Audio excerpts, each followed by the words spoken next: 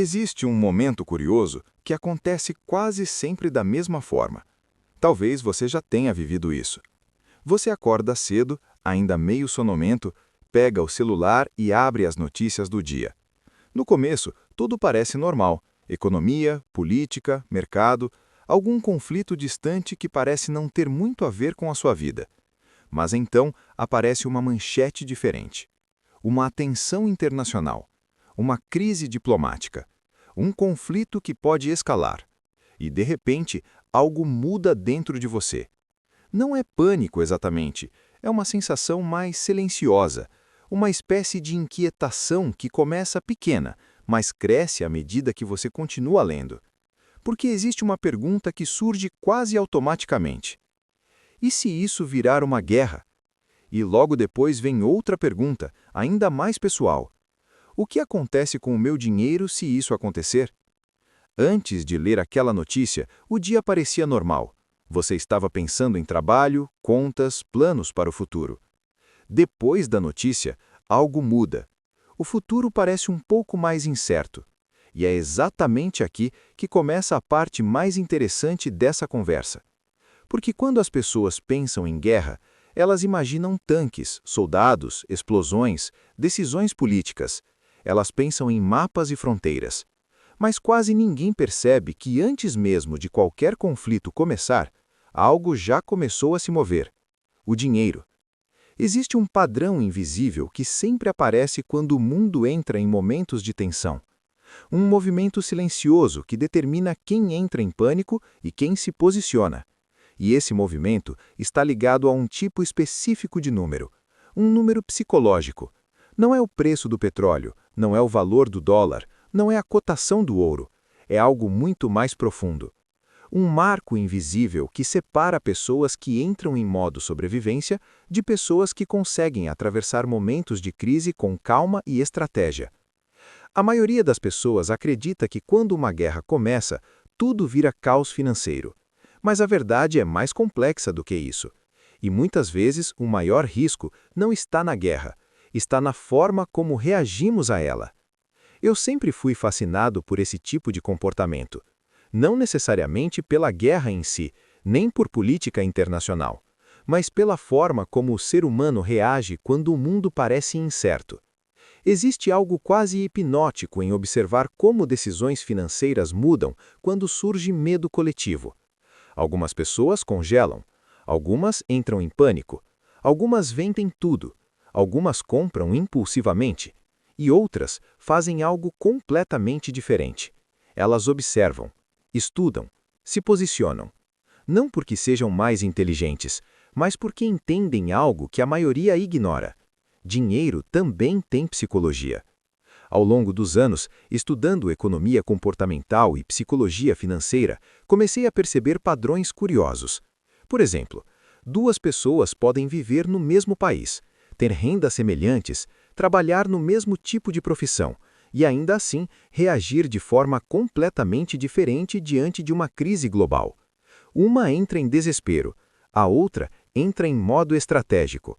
E quase sempre essa diferença está ligada a algo muito simples: estrutura mental. Se esse tipo de conversa faz sentido para você, conversas sobre comportamento humano, dinheiro e decisões que moldam o futuro, talvez você queira acompanhar mais conteúdos como este. Mas por hora, vamos continuar, porque existe uma verdade que raramente aparece nas manchetes quando o assunto é guerra. Imagine sua vida financeira como uma casa construída ao longo de anos.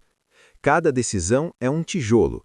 Cada escolha de gasto, cada investimento, cada reserva construída, tudo isso forma a estrutura dessa casa. Agora, imagine que uma tempestade começa a se formar no horizonte. Uma tempestade grande. Algumas casas são construídas sobre bases frágeis, outras têm fundações profundas. Quando a tempestade chega, as duas casas enfrentam o mesmo vento, mas apenas uma delas permanece firme. A guerra funciona da mesma forma no mundo financeiro. Ela não cria riqueza nem destrói riqueza automaticamente. Ela revela estruturas. E é aqui que entra algo fascinante sobre o cérebro humano. Quando percebemos ameaça, seja física, econômica ou social, o cérebro ativa algo chamado modo sobrevivência. Nesse modo, o objetivo principal não é crescer, é proteger. Proteger recursos, evitar perdas, evitar riscos. Esse mecanismo foi essencial para a sobrevivência humana ao longo da história, mas no mundo financeiro moderno, ele pode se tornar um problema, porque decisões tomadas sob medo raramente são decisões estratégicas. Quando o cérebro entra em modo sobrevivência financeira, as pessoas fazem coisas como vender investimentos no pior momento, comprar ativos apenas porque todos estão comprando, ou simplesmente parar completamente qualquer planejamento financeiro. É como se a pessoa estivesse tentando atravessar uma tempestade correndo em círculos. Agora, imagine uma pessoa em outra situação. Alguém que construiu uma reserva financeira sólida. Alguém que tem investimentos diversificados. Alguém que entende que crises fazem parte do ciclo econômico. Essa pessoa também vê as mesmas notícias. Ela também percebe a tensão global. Mas sua reação é diferente. Ela não está tentando sobreviver ao próximo mês.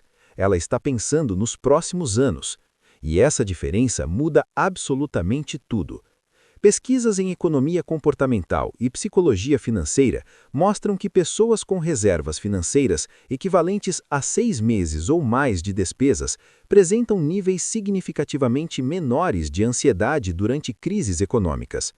Isso não significa que elas não se preocupam, significa que elas têm espaço mental para pensar. E quando existe espaço mental, surge estratégia. Agora, vamos simplificar isso com números. Imagine duas pessoas com exatamente o mesmo patrimônio inicial. Ambas têm investimentos de longo prazo, mas quando surge uma crise internacional, uma guerra potencial, por exemplo, elas reagem de forma diferente. A primeira entra em pânico e vende tudo. A segunda mantém sua estratégia. Se considerarmos um retorno médio anual de 8% ao longo do tempo, algo interessante acontece. No primeiro ano, a diferença parece pequena.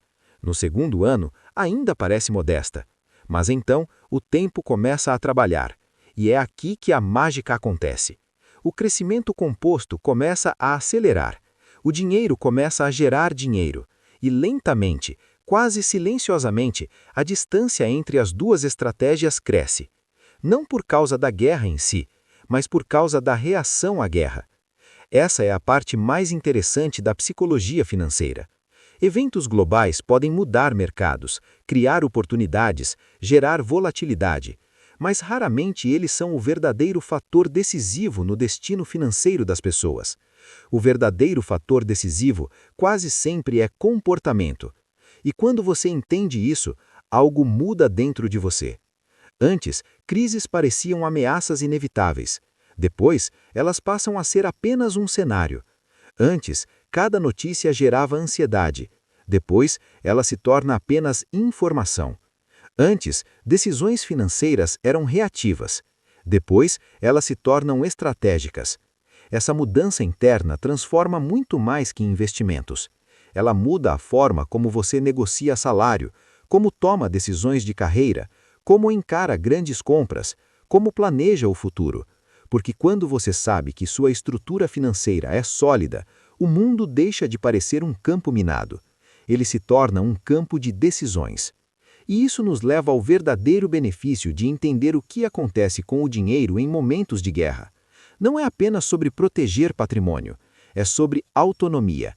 É sobre não depender da estabilidade do mundo para manter sua tranquilidade. É sobre saber que, independentemente do cenário global, você ainda tem escolhas. Mas muitas pessoas começam a construir essa estrutura e depois sabotam o próprio progresso. Elas criam reservas, depois usam essas reservas para consumo impulsivo. Elas investem, mas abandonam a estratégia na primeira queda do mercado. Elas planejam o longo prazo, mas mudam tudo quando surgem notícias assustadoras. É como subir uma escada financeira e depois descer 2 degraus, por medo, porque o modo sobrevivência sempre tenta voltar. Ele parece seguro, mas na maioria das vezes ele apenas mantém a pessoa parada.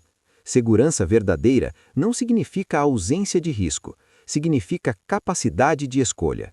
E quando você começa a pensar em termos de oportunidade e custo de oportunidade, algo muda definitivamente. Você não pergunta apenas, isso é arriscado? Você começa a perguntar, o que estou deixando de construir se agir apenas por medo? Essa pergunta muda completamente a forma como crises são percebidas. Historicamente, grandes transformações financeiras ocorreram justamente em períodos de instabilidade global. Não porque crises sejam boas, mas porque reorganizam capital, mudam prioridades, criam novas oportunidades. Voltemos ao início. Lembra daquele momento pela manhã quando você abre o celular e vê uma notícia sobre possível guerra? Antes dessa conversa, talvez essa notícia trouxesse apenas preocupação. Agora, talvez ela traga algo diferente: consciência. Porque o verdadeiro risco para o seu dinheiro não começa quando a guerra começa. Ele começa quando decisões